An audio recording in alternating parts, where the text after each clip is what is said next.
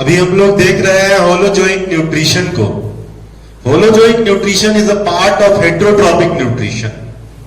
Heterotrophic nutrition में organism दूसरे पे डिपेंड करता है अपने फूड के लिए।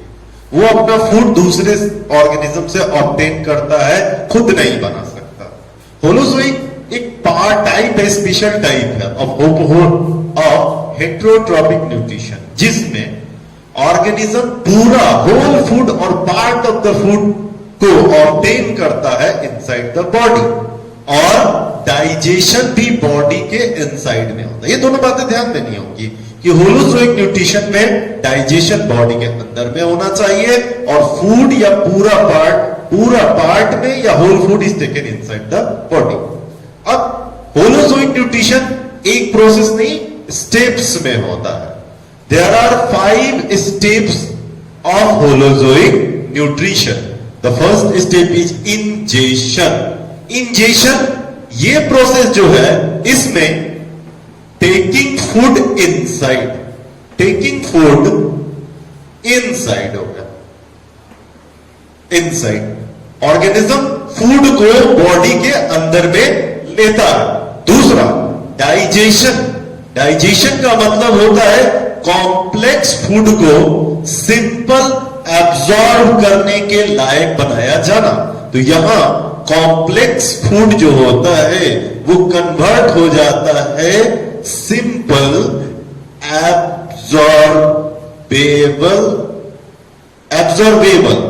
एब्जॉर्बेबल बन जाता है, जिसमें वो एब्जॉर्ब किया जाए बॉडी के द्वारा।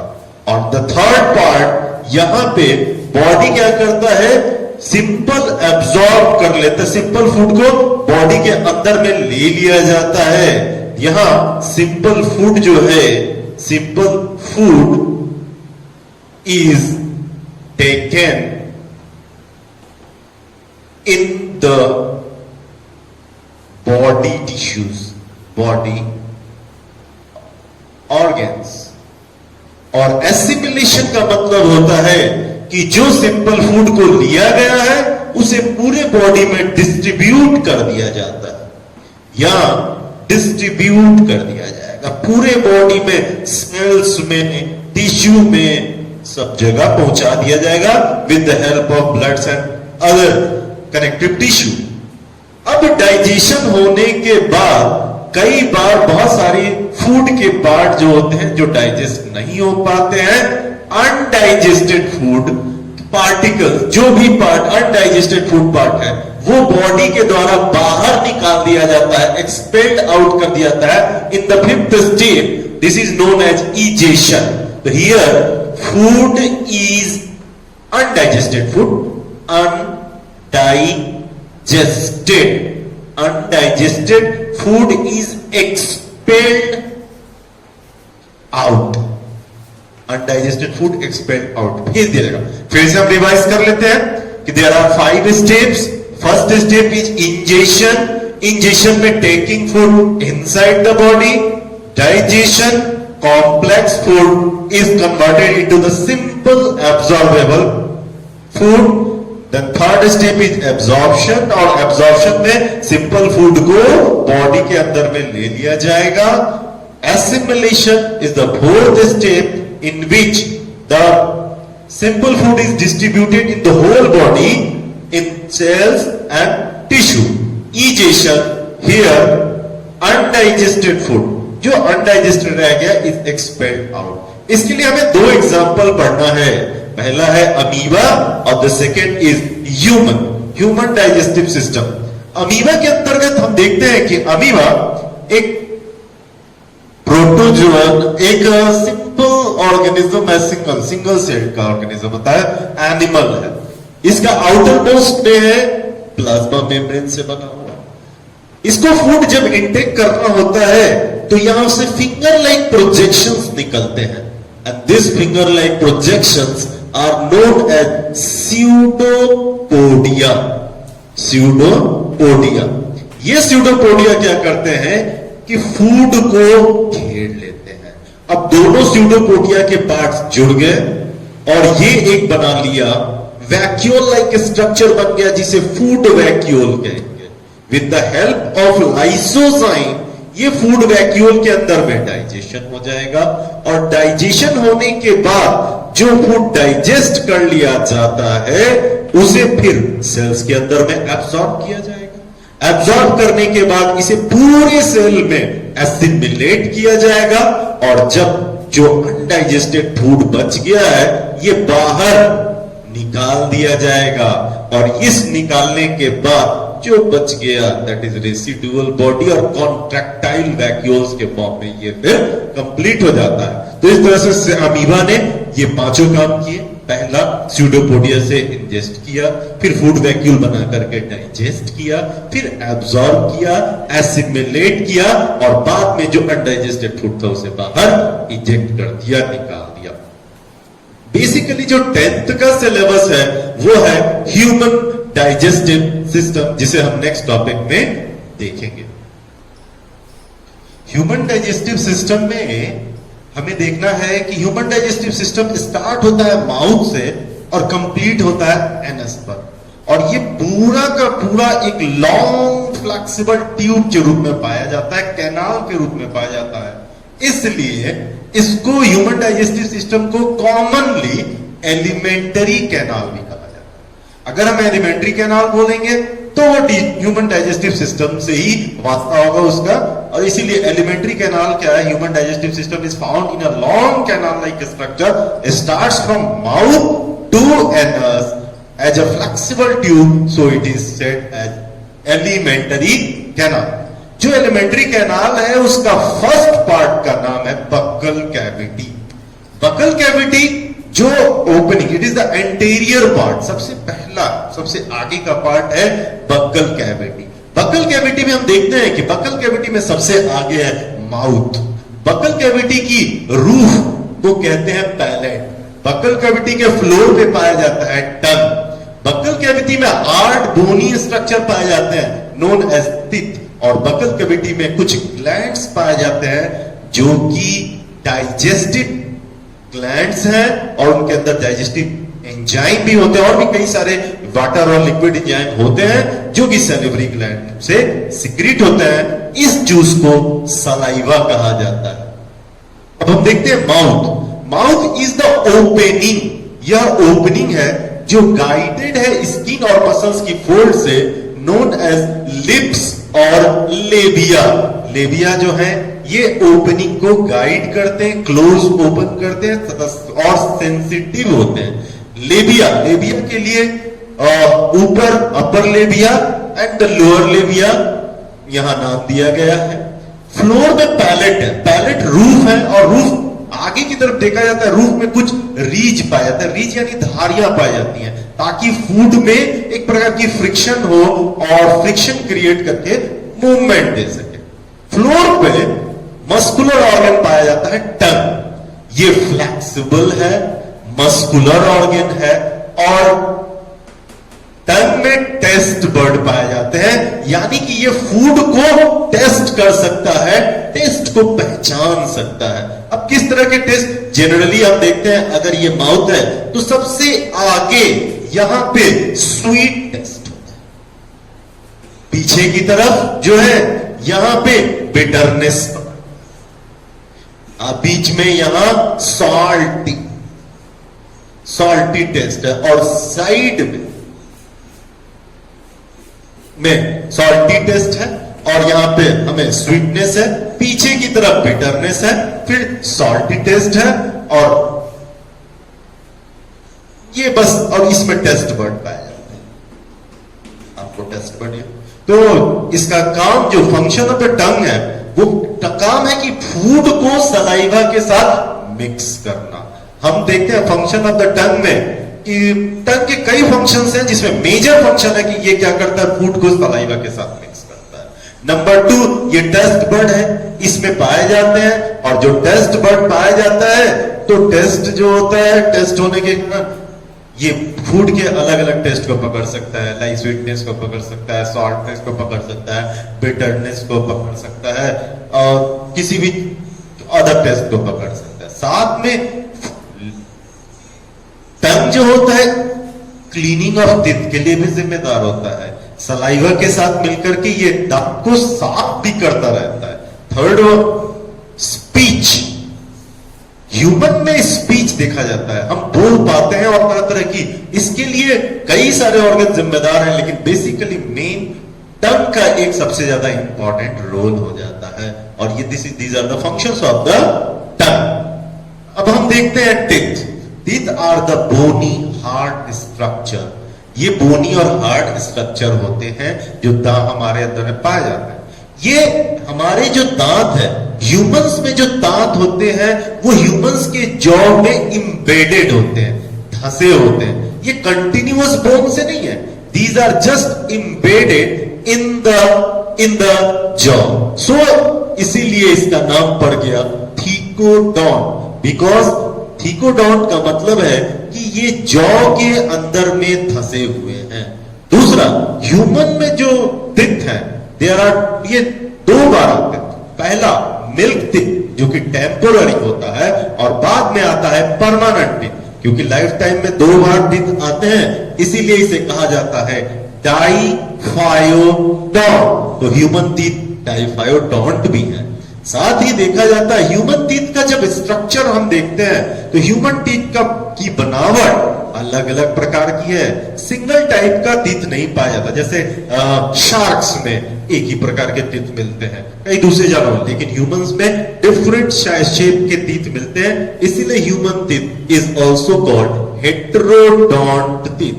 तो ये तीनों बातें हमें पता चली कि टीथ जो है थीकोडॉन्ट है, ह्यूमन टीथ डाइफायोडॉन्ट है, ह्यूमन टीथ हेटेरोडॉन्ट है। अब ह्यूमन टीथ के जब हम देख रहे होते हैं कि ह्यूमन टीथ का शेप के हिसाब से ह्यूमन टीथ में इंसीजर पाया जाता है, ह्यूमन टीथ में कैनाइन पाया जाएगा, और ह्यूमन प्रीमोलर एंड मोलर्स। आगे इंसीजर देखा जाता है तो 4 ऊपर और 4 नीचे, सामने की तरफ इन फ्रंट में जो दांत है ये इंसीजर है। ये बिल्कुल आपको देखने में ऐसा लगता है कि चीजेल से पेट होता है, छेनी के प्रकार का होता है, और कटिंग का, कट करने का काम करता है, किसी भी चीज को काटने का काम करता है।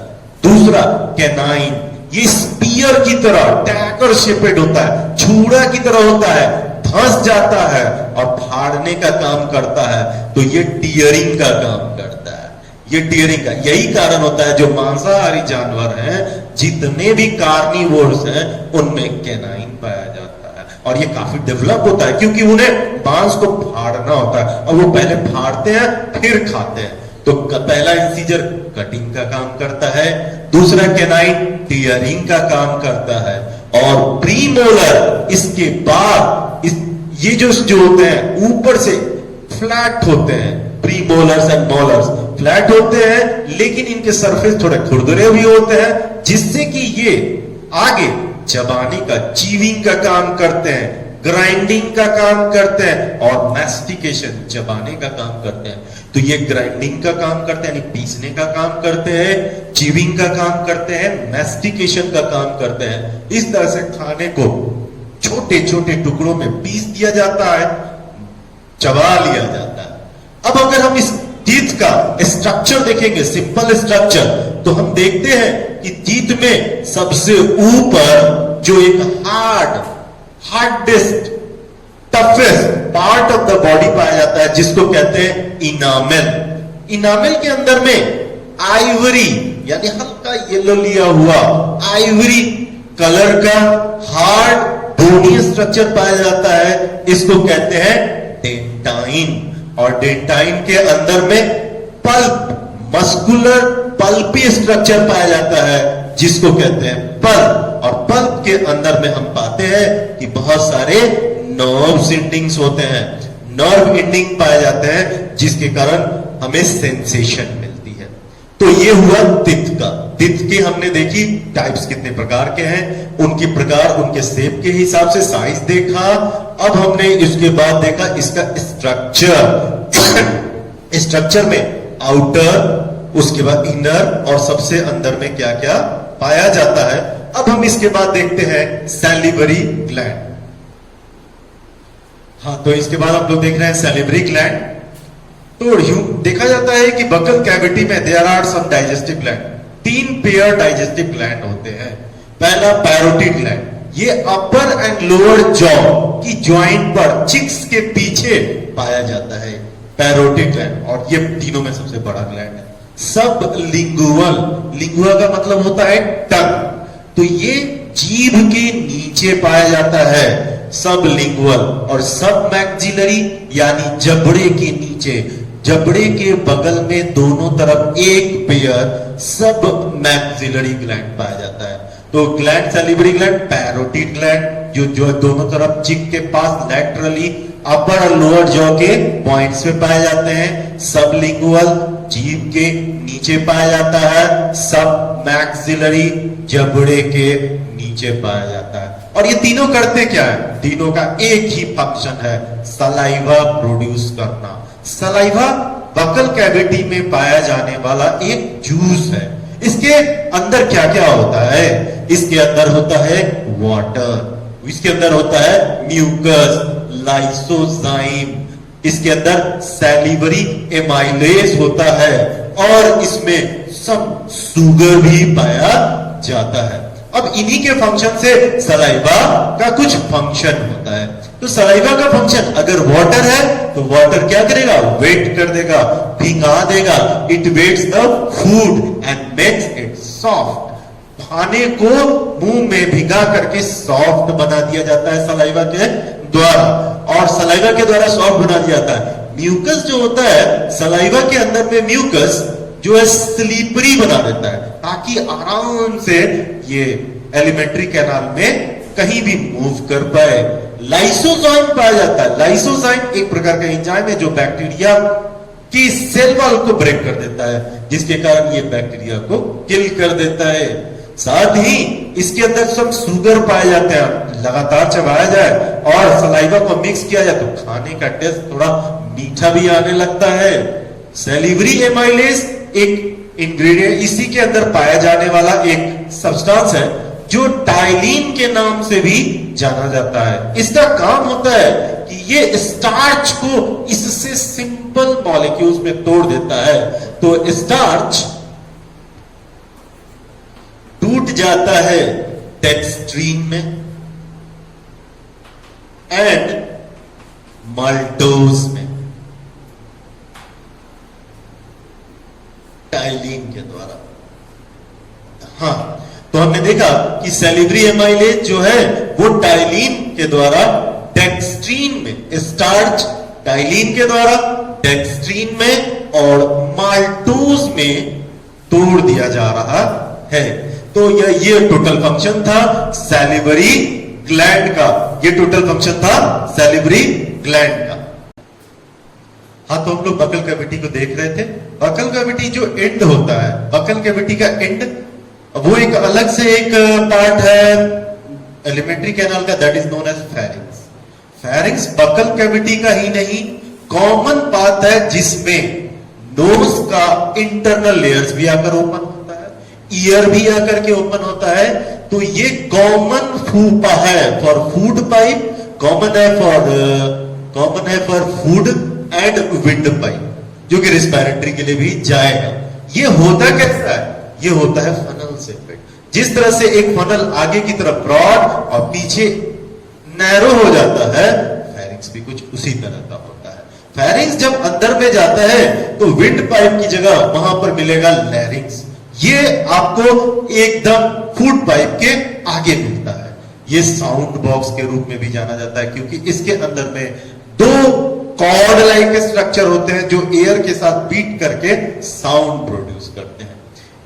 लैरिंग्स का अपर पार्ट जो होता है ग्लॉटिस कहलाता है, और इसके ऊपर एक लीफ लाइक ओपनिंग पार्ट होती है जिसे एपिग्लॉटिस कहते हैं। ये खाने के समय विंड पाइप को बंद कर देता है और बोलने के समय इसे ओपन कर देता है।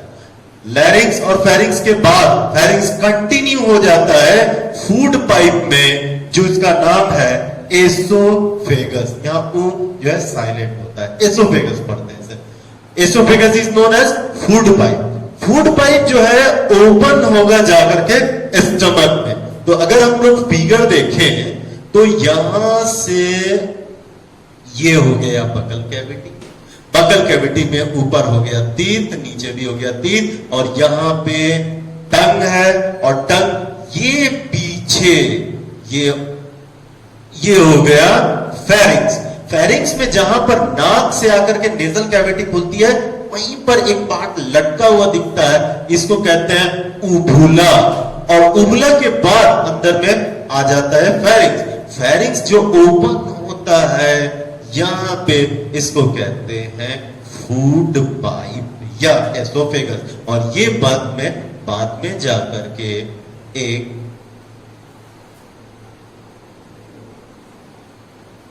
जे सेपेड स्ट्रक्चर में खुलता है, जिसको स्टमक का नाम दिया जाता है। स्टमक का नाम दिया जाता है। एसोफेगस के अंदर में जो सबसे इंपॉर्टेंट एक ही पॉइंट है जो अक्सर पूछा जाता है, वह है movement of food in the oesophagus. ये वेव लाइक मोशन की तरह होता है और इसका नाम होता है पेरिस्टालसिस। पेरिस्टालसिस बिल्कुल उसी तरह से काम करता है जिस तरह से हम लोग का टूथपेस्ट हम लोग काम करते हैं, पीछे से दबाते जाते हैं, आगे टूथपेस्ट बढ़ता चला जाता है। बिल्कुल उसी तरह से ये रिंग लाइक स्ट्रक्चर्स के, रिंग लाइक सर्कुलर मसल्स के बने हुए हैं। पीछे वाला मसल्स दबता जाता है, आगे वाला खुलता जाता है, और इस तरह से फूड जो है आगे की तरफ मूव करता जाता है। इस type of motion is known as peristalsis motion. Okay, तो बच्चों लास्ट में ये कुछ असाइनमेंट है जिसे आप होमवर्क में टॉपिक को कंप्लीट करने के बाद करेंगे। और इससे कंप्लीट करने के बाद आप देखेंगे तो पहला है डिफाइन होलोजोइक न्यूट्रिशन, जो हमारे सबसे टॉपिक में पहले ही डिस्कस किया गया। तो इसका आपको लिखना है, आप अपनी लैंग्वेज में यूज करिएगा लिखने का। हाँ, तो जो टॉपिक है उसमें आपको लास्ट में कुछ असाइनमेंट दिया जा रहा है, जिसे असाइनमेंट को आपको करना है। तो सबसे पहला होलोजोइक न्यूट्रिशन की डेफिनेशन देनी है। उसके बाद सेकंड क्वेश्चन में उस होलोजोइक न्यूट्रिशन के डिफरेंट स्टेप्स जो बताए गए उनके बारे में डिस्कस करना है। और क्वेश्चन नंबर 3 में आपको एग्जाम्पल हमें 2 पढ़ना है, एक अमीबा और एक ह्यूमन। तो अमीबा की अंदर जो होलोजोइक न्यूट्रिशन के डिफरेंट स्टेप्स होते हैं उनको डिस्कस करना है। और चौथे क्वेश्चन में है कि different parts of the buccal cavity, buccal cavity के डिफरेंट पार्ट्स, उनके फंक्शंस, उनके शेप स्ट्रक्चर के बारे में डिस्कशन देना है। और लास्ट 5वां जो क्वेश्चन है, write down the function of the following. यहां पे आपको टिप का फंक्शन, टंग का फंक्शन, सैलिवरी ग्लैंड का फंक्शन और सलाइवा का फंक्शन आपको डिटेल में लिखना होगा।